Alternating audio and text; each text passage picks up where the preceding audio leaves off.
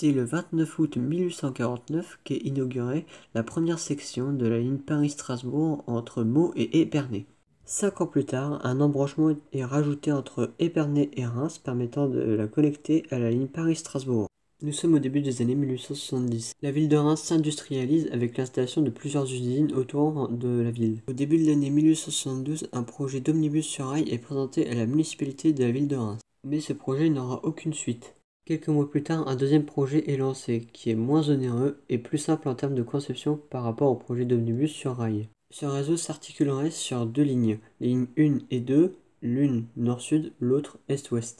La société qui devra gérer ce tout nouveau réseau prend le nom d'Entreprise des Omnibus de Reims. Le réseau ouvre le 28 mai 1972 avec l'ouverture des 2 premières lignes. La ligne 1 ouvre entre Église Saint-Thomas et Porte Dieu-Lumière en passant par la gare de l'Est et la place Royale. Tandis que la ligne 2 part de la Porte de Paris et va jusqu'à la place Brouette en connexion avec la ligne 1 à la place Royale. L'entreprise change de nom et devient l'Entreprise Générale des Omnibus de Reims ou la GCO. Une souscription est ouverte en août 1872 en vue de créer une 3e ligne d'omnibus. C'est un peu une enquête de l'époque sauf que les gens payaient. Cette dernière ouvre dans la première quinzaine d'avril 1873 entre Porte de Mars et Pont-Fléchambeau en passant toujours par la place Royale. Le tronçon entre la Porte de Mars et la place Royale sera supprimé à cause d'un doublon avec la ligne 1. En 1875, le conseil municipal envisage la modernisation du réseau en créant au passage une nouvelle compagnie, la CTR. Une 4e ligne est prévue dans ce projet de modernisation du réseau. Et un tout nouveau mode de roulement va être mis en place sur le réseau, le roulement sur rail. Ce tout nouveau réseau se compose de 4 nouvelles lignes. La ligne 1 circulaire, avec un départ à la gare de l'Est. La ligne 2 partira de Faubourg-de-Lans près du nouveau dépôt et ira jusqu'au pont de Fléchambeau. La ligne 3 fera de Porte de Paris jusqu'à Faubourg de Cérès, tandis que la nouvelle ligne 4 fera de Place Royale à Porte Dieu-Lumière. En parlant de la Place Royale, les 4 lignes passeront par cette dernière. Les travaux du nouveau réseau de tramway commencent en décembre 1978.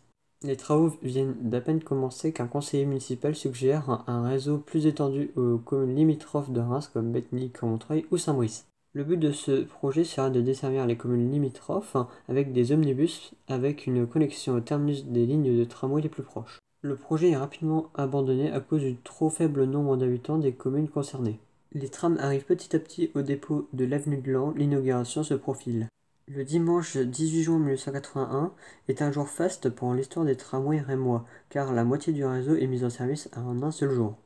Ce jour-là est inaugurée une partie de la ligne 1. La ligne 2 ouvre entre Faubourg-de-Lans et Place Royale, tandis que la ligne 3 est ouverte entre Porte de Paris et Place Royale. Le reste du réseau est exploité avec des omnibus.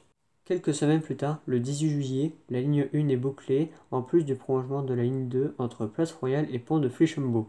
Les travaux de la ligne 4 prennent plus de temps que prévu, ce qui donne un sursis de quelques années aux omnibus. La ligne 1 ne donne pas satisfaction, elle est donc remaniée avec un nouvel itinéraire entre la gare de l'Est, actuelle gare de Reims, et Saint-Rémy.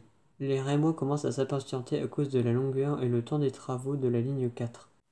Pour essayer de desservir la porte Dieu-Lumière par Saint-Rémy, un itinéraire sera évoqué mais ne sera jamais réalisé et vite abandonné. Le réseau n'est pas encore fini que l'exploitant veut déjà l'agrandir vers les faubourgs plus éloignés de Reims. Plusieurs faubourgs sont retenus pour faire ces nouvelles extensions, comme le quartier Clermarais, avec un prolongement de la ligne 4, ou le quartier Sainte-Anne, au bout de la ligne 1. Le 29 mars 1885, la ligne 3 est ouverte entre Faubourg-Cérès et la place Royale. Quelques temps plus tard, les 2 morceaux de la ligne 3 seront fusionnés et donneront la ligne finale.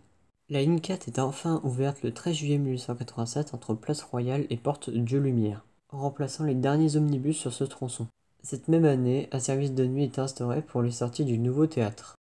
À la fin des années 1880, la traction animale est la plus répandue dans le pays, pour le transport de voyageurs. Avant le projet d'électrification du réseau, une réorganisation se fait en 1893. Le réseau est restructuré avec le prolongement de la ligne 1 à ses 2 extrémités vers le Faubourg-de-Lans et Sainte-Anne. Tandis que la ligne 2 part de la place Saint-Thomas, passe devant la gare et le théâtre avant de s'engager sur un tronçon commun avec la ligne 1 jusqu'à Saint-Rémy. La ligne 3 n'a pas de changement notable, tandis que la ligne 4 est prolongée de la place Royale jusqu'à la gare de l'Est, puis 2 ans plus tard jusqu'à Clermarais. Tous ces prolongements ont été les dernières extensions du réseau hippomobile. Avec ce tout nouveau projet d'électrification, une 5e ligne est rajoutée au projet.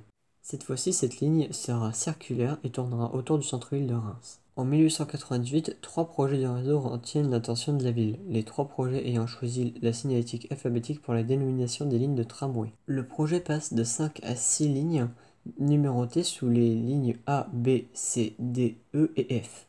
La ligne A part du Faubourg Cérès, passe Place Royale et va jusqu'à la commune de Tinqueux avec une toute nouvelle station qui s'appellera La Aubette, futur terminus de la ligne. La ligne B partirait du Faubourg de Lens, passera Place Royale jusqu'au Pont-Huon. La ligne C partirait de la gare de l'Est, passera près du théâtre avant de faire son terminus à Sainte-Anne.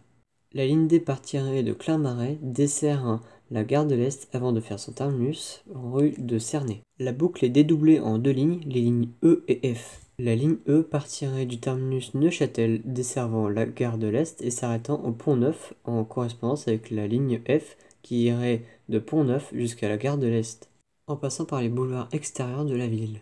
Les travaux commencent le 5 octobre 1899. Pour exploiter ce tout nouveau réseau, 60 tramways à écartement métrique ont été commandés. Pour remiser une partie des 60 tramways commandés, un deuxième dépôt sera créé au bout de la ligne A après le Faubourg Cérès. La ligne A ainsi que le dépôt Cérès sont les premiers dans Reims à être électrifiés en février 1900. Les premiers essais se sont déroulés le 12 mars 1900 de nuit sur la ligne A. Cette dernière est ouverte le 1er juin 1900 par le maire de l'époque, Charles Arnoux. Elle sera ouverte au public 3 jours plus tard. Pendant ce temps-là, la ligne B est électrifiée ainsi que le dépôt de Lens. La ligne B est ouverte entre Faubourg de Lens et Pont-Huon le 16 octobre 1900. La ligne D ouvre le 8 décembre 1900, suivie par la ligne C une semaine après sur le tronçon gare de l'Est Neuchâtel. Le 11 mars 1901, le tronçon entre Neuchâtel et la gare de l'Est devient la ligne E et la partie récemment électrifiée devient finalement la ligne C entre gare de l'Est et Sainte-Anne. Le 25 mars 1902, la ligne E est complétée avec l'ouverture du tronçon gare de l'Est Pont-Neuf permettant la liaison Pont-Neuf-Neuchâtel. La boucle est bouclée avec l'inauguration de la ligne F le 22 septembre 1904 entre gare de l'Est et Pont-Neuf via le boulevard Jamin. Seulement quelques mois plus tard, la partie entre Neuchâtel et gare de l'Est est redonnée à la ligne C qui fait maintenant la liaison Neuchâtel-Sainte-Anne. La ligne E est maintenant limitée à gare de l'Est. Une fois le réseau complété, la CTA envisage une nouvelle série de prolongements.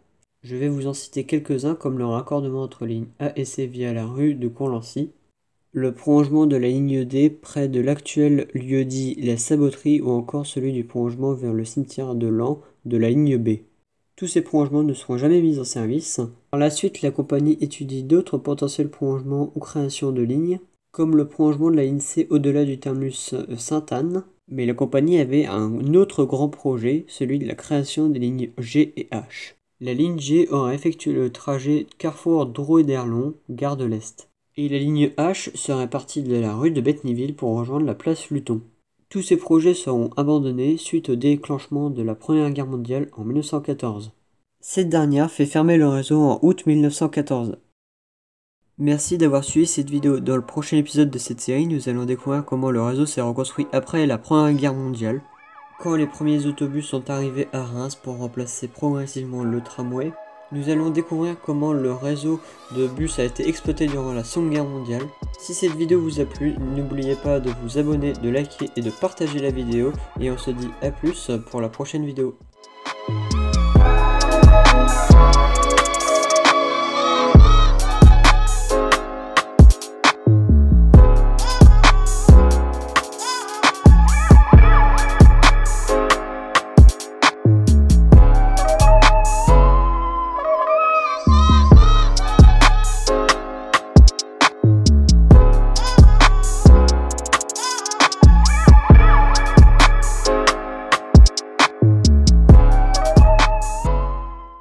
Vous êtes incroyable d'être resté jusqu'à la fin. Donc si vous êtes encore là, allez faire un petit tour sur mon Insta et sur mon serveur Discord. On s'amuse bien. Donc je vais vous dire à plus.